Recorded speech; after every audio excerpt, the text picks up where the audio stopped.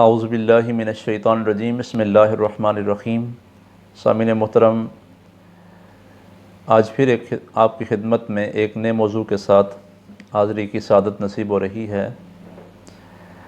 ماہ ذی الحج شریف کے ایام شروع ہو چکے ہیں، قربانی کا مہینہ جاری اور ساری ہے، اور کچھ ایام کے بعد انشاءاللہ پوری دنیا کے اندر مسلمان قربانیاں کریں گے۔ سامعین محترم، قربانی کا فلسفہ کیا ہے اور اس کی حکمتیں کیا ہیں؟ جو ہی قربانی کے ایام قریب آتے ہیں تو کچھ دین بیزار اور لبرل قسم کے لوگ یہ کہنا شروع کر دیتے ہیں کہ قربانی کے پیسے غرباء اور مساکین کو دے دیے جائیں۔ 3 دنوں کے اندر لاکھوں جانور ذبح کرنا اور اربوں کا پیسہ خرچ کرنا یہ فضول خرچی ہے۔ کیوں نہ ہو کہ یہ پیسے غریبوں کے اندر، مسکینوں کے اندر اور مستحق لوگوں کے اندر تقسیم کر دیے جائیں اور قربانی نہ کی جائے۔ ظاہر ہے ان کی یہ دلیل عقلی طور پر معلوم ہوتی ہے کہ یہ غریبوں کی ہمدردی کے لیے یہ سب کچھ کر رہے ہیں، اور بعض سادہ لو انسان اس سے متاثر بھی ہو جاتے ہیں کہ دیکھیں یہ غریبوں کے ہمدرد ہیں، یہ مسکینوں کے ہمدرد ہیں جو اچھا مشورہ دے رہے ہیں۔ لیکن سامعین ذی قدر، یہ دراصل اسلام سے بیزاری کا اظہار ہے۔ یہ غریبوں کی ہمدردی نہیں ہے، بلکہ یہ اسلام دشمنی ہے اور دین سے بیزاری کا اظہار ہے۔ اگر بنظر غائر دیکھا جائے تو اسلام نے اپنے ماننے والوں کو ایک جامع نظام دیا ہے، اور غریبوں اور مسکینوں کی خدمت کے لیے اسلام نے زکوٰۃ کا اور صدقات و خیرات کا نظام دیا ہے۔ اگر مخیر حضرات اپنے مالوں کی زکوٰۃ نکالیں، اگر جن کو اللہ نے دیا ہے وہ اللہ کے راستے میں صدقات و خیرات کریں، تو کوئی غریب نہیں رہ سکتا۔ لیکن چونکہ ہمارا یہ جو نظام ہے موجودہ، یہ ظلم پر مبنی ہے، اسلامی نظام کو ہم نے چھوڑ دیا ہے، اور دراصل یہ اللہ کے احکام سے بغاوت کرنے کے لیے یہ سب کچھ ہیلے بہانے کیے جاتے ہیں تاکہ مسلمانوں کے دلوں کے اندر اسلام کے حوالے سے، اسلامی احکامات کے حوالے سے شک اور شبہ پیدا کیا جائے اور ان کو متنفر کیا جائے۔ تو قربانی ہم کیوں کرتے ہیں؟ اس کا فلسفہ کیا ہے؟ جب یہی سوال بارگاہ رسالت مآب صلی اللہ علیہ وسلم کے اندر صحابہ کرام نے کیا، یا رسول اللہ یہ قربانیاں کیا ہیں؟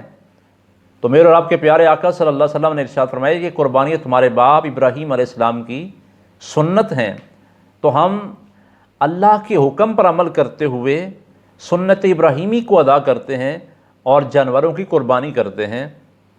اس کے اندر بے شمار حکمتیں مضمر ہیں جن کو اہل اسلام نے ذکر کیا ہے۔ فقہاء نے، صوفیاء نے، علماء نے، ائمہ نے اپنی اپنی کتب کے اندر ان کو بیان کیا ہے۔ قربانی کی حکمتیں کیا ہیں؟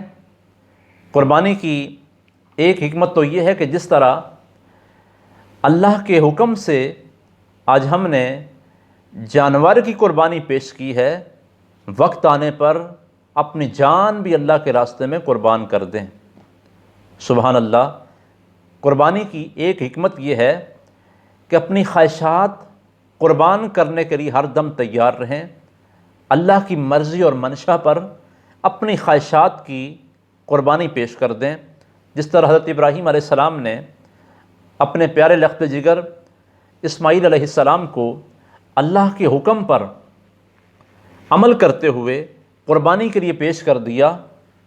حالانکہ کون یہ چاہتا ہے اور کون اس بات پر تیار ہوتا ہے کہ اپنے لخت جگر کو، جس کو اللہ سے مانگ کر لیا ہے، اللہ کے راستے میں قربان کون کرتا ہے؟ اپنی خواہش کی قربانی کون دیتا ہے؟ لیکن یہ ابراہیم علیہ السلام نے اپنی خواہش کو نہیں دیکھا، اللہ کے حکم کو دیکھا ہے، اور اللہ کے حکم کے آگے سر تسلیم خم کرتے ہوئے اپنے پیارے لخت جگر کو قربانی کے لیے پیش کر دیا۔ صوفیاء کرام فرماتے ہیں قربانی کے ذریعے ایثار اور قربانی کا جذبہ پیدا ہوتا ہے ہمیشہ کے لیے۔ لیکن جب گوشت کی تقسیم کی باری آتی ہے تو اس وقت غرباء کے اندر، مساکین کے اندر، یتیموں کے اندر، بیواؤں کے اندر گوشت تقسیم کیا جاتا ہے۔ تو اس سارے پروسیس کے اندر ایک ہمدردی کا جذبہ، ایثار کا جذبہ پیدا ہوتا ہے اور اس کا ذریعہ قربانی بنتی ہے۔ صوفیاء کرام فرماتے ہیں کہ جس طرح انسان لوہے کی چھری سے جانور کی قربانی کرتا ہے، اسی طرح مخالفت نفس کی چھری سے اپنے نفس کی خواہشات کی قربانی کرے۔ قربانی سے میرے دوستو، سامعین عزیز وقار، ہمیں یہ سبق ملتا ہے کہ جس طرح ابراہیم علیہ السلام نے اپنی خواہشات کو قربان کیا، مال کی قربانی کی باری ہے، مال بھی راہ خدا کے اندر پیش کر دیا، جان کی قربانی کی باری آئی، جان بھی راہ خدا کے اندر پیش کر دی، اور اولاد کی قربانی کی باری تو اولاد بھی راہ خدا میں پیش کر دی۔ جس طرح ابراہیم علیہ السلام نے اپنی خواہشات کی قربانی کی، اسی طرح ہمارے اندر یہ جذبہ پیدا کرنا ہے کہ ہم بھی وقت آنے پر اپنی خواہشات کی قربانی کریں، اپنے احساسات کی قربانی کریں، اپنے جذبات کی قربانی کریں، اپنی ضروریات کی قربانی کریں اور ایثار کا، ہمدردی کا مظاہرہ کریں۔ ایک سبق قربانی سے یہ ملتا ہے، اللہ کے حکم کے آگے سر تسلیم خم کرنا ہے، اپنی خواہشات کو اللہ کی مرضی کے تابع رکھنا ہے، حکم خداوندی کے تابع رکھنا ہے، چاہے وہ حکم خداوندی ہماری مرضی کے مطابق ہو یا مرضی کے خلاف ہو۔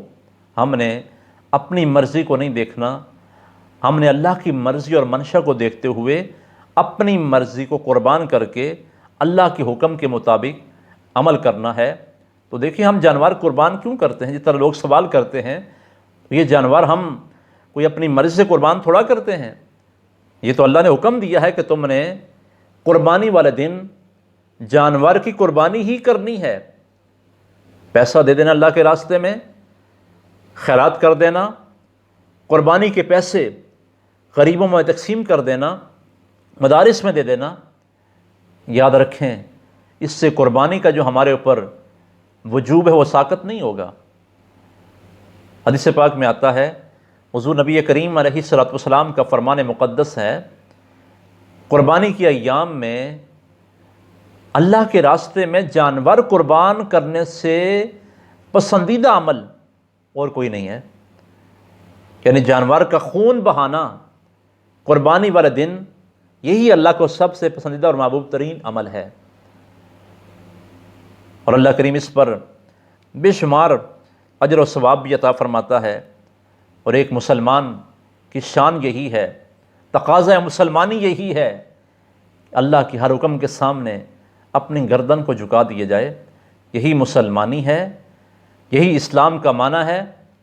پھر وہاں پر کوئی حیل و حجت نہ ہو، وہاں پر کوئی اس میں بحث و تکرار نہ ہو، کوئی ہیلے بہانے نہ ہوں، بلکہ جو رب نے حکم دے دیا اسی حکم کے آگے ہم نے اپنی گردن کو جھکانا ہے، اسی پر عمل کرنا ہے۔ یہی قربانی کی روح ہے، یہی قربانی کا فلسفہ ہے، اور اسی کے مطابق عمل کیا جائے گا تو اللہ کی بارگاہ سے اس کا اجر و ثواب ملے گا۔ اللہ کریم کی بارگاہ میں دعا کرتے ہیں کہ مالک ہمیں قربانی کے فلسفہ کو سمجھنے کی توفیق عطا فرمائے، اور اس کے اندر جو پوشیدہ حکمتیں ہیں اللہ کریم ان کو حاصل کرنے کی توفیق ہمیں نصیب فرمائے۔ وما علینا الا البلاغ المبین۔